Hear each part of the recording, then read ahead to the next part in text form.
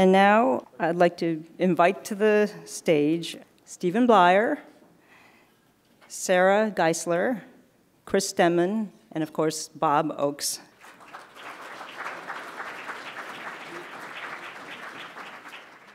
So this is the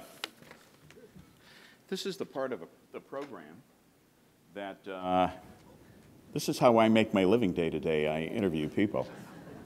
So we're going to spend a few minutes just chatting before we go on with the program.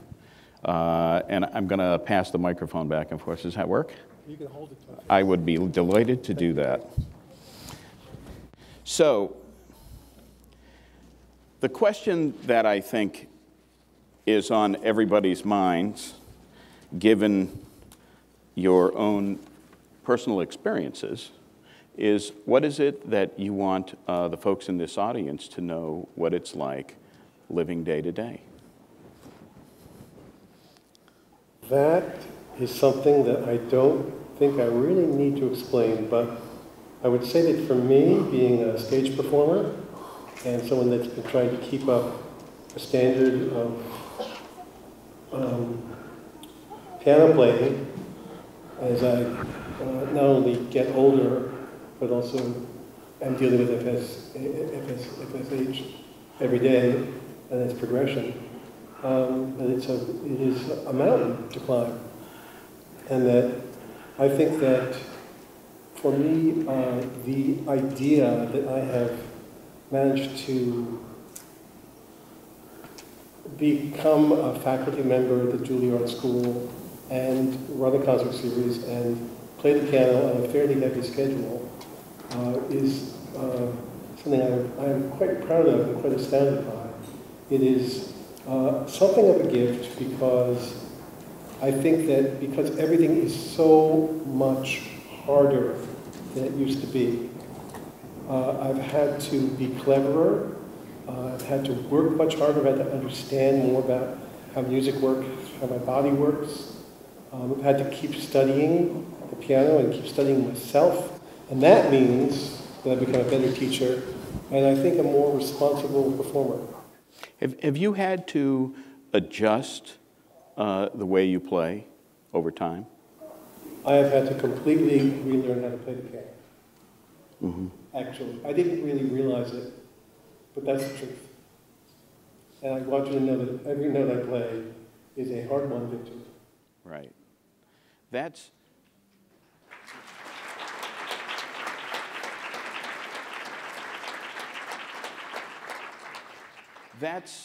in a way, I guess, the mechanics of it.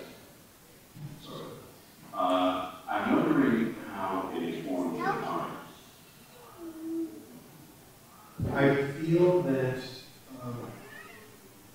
your art becomes deeper as you age anyway, if you're any good. But for me, because it didn't become less facile, I think it has also become much richer. And when I do the songs for you tonight,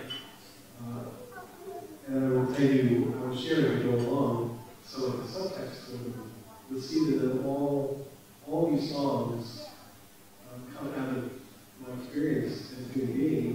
So much of my experience as a human being is an FSH Gala. So yes, it is woven into what I do. It's private, won't be private tonight, but mostly it is.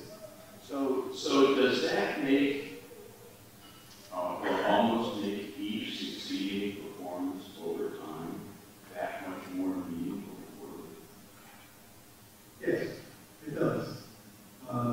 I really do play as if this might be the last one. It's not. I've had to play until about 82. And then just with a lot of very... You mean like 7 years from now? Yeah, 7 years from now. And then a lot of farewell appearances. And it was farewell appearances. But, yeah, I feel like I have to treasure each one. And I've always been a nervous performer, and now I would say I'm extremely nervous performer. Go through kind of terror. And then it's a drama every time. You have to have some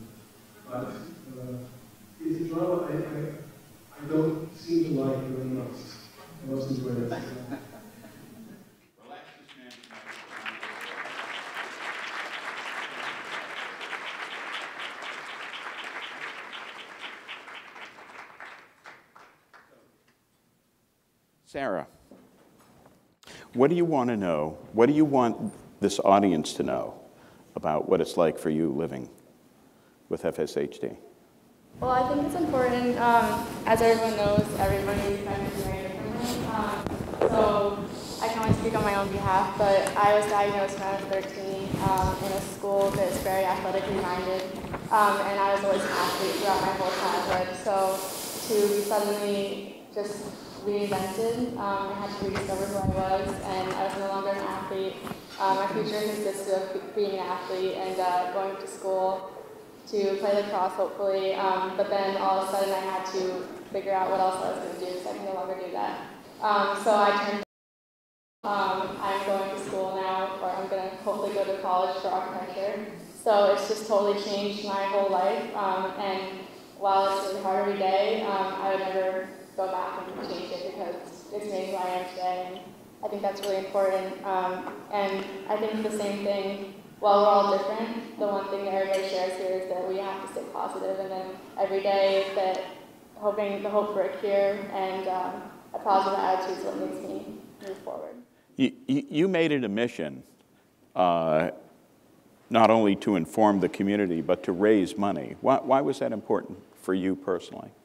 So I first started doing my Beat FSHD website the same year I was diagnosed, and at that point, I think, looking back on it now, it was my way of coping with it. At first, I felt like I needed to go out and do something, and that's just how I just was motivated to do it, and I think at the time, very kind of just like I couldn't do anything for myself. I couldn't change this, so I could change that. I could go out and do something, so that's what motivated me to go out and raise money.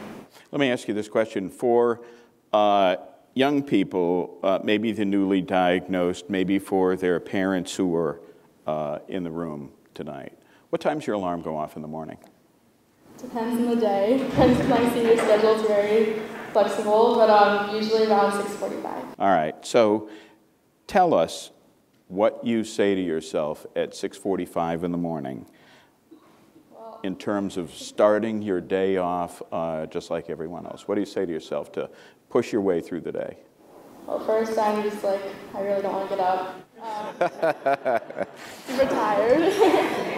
But then I don't know, I think it's mainly I get to go to school and I have so many supportive friends there and everybody knows me and has been there every step of the way. And then at the end of the day, I get to go out and go to the gym and like work on my body and make it so I can actually go out and still do what I like to do, even if that has some altercations to it. You're a high school senior? Yes. What do you want to do? I want to go to college for architecture. College for architecture, okay. No idea, know where yet? Hopefully in Boston. I applied to a few schools so far, so I'm waiting to hear. I'm wondering, all of you here up on this stage, and many of you in the audience have loving and caring people in your lives. I met your mother out in the hallway a little bit ago. FSHD weakens you physically, but it's made you stronger people.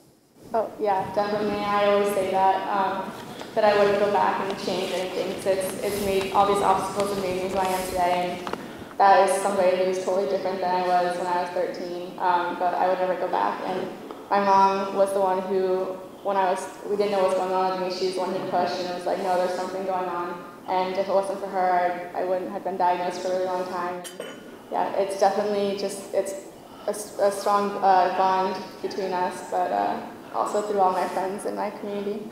You are incredibly well-spoken and poised for a lady of your advanced age. So thank you very much. A pleasure talking with you tonight.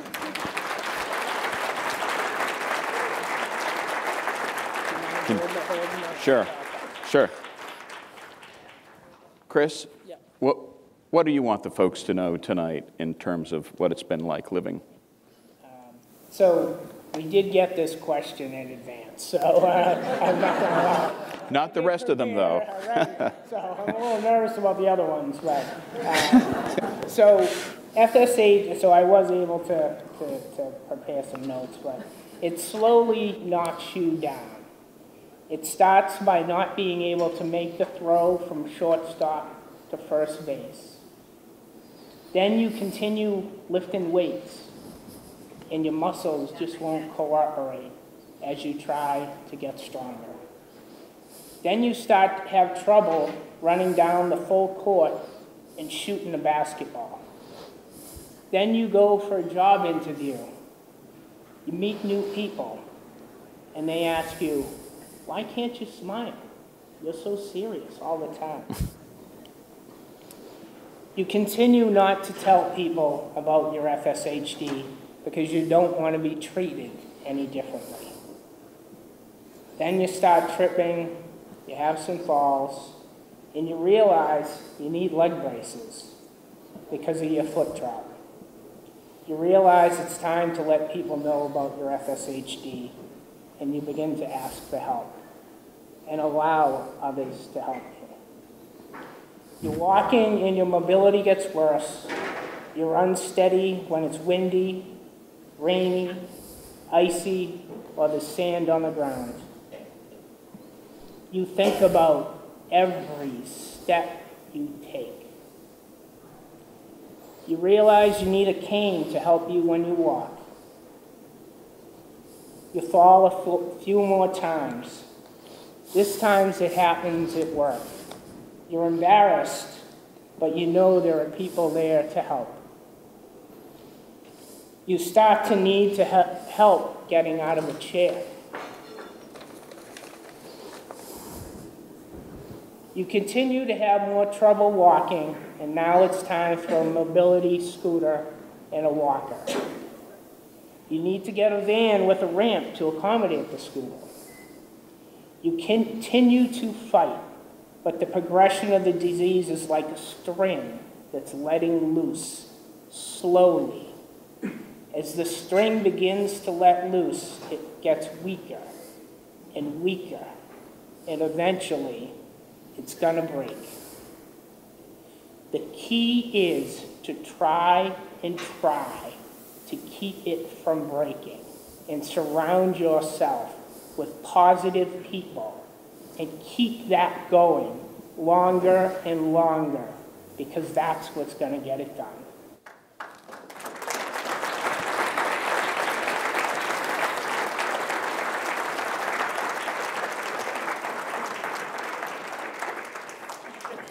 I want to ask you this question. You're married? Yes. 2 kids. Yes. This is a question for, frankly, for all the adults with FSHD still contemplating whether or not to pursue a family life. How did you make that decision? So I met my wife, as you know, at the bar crawl, and Sounds like a blast. It was a blast. I think it was bar 9. So,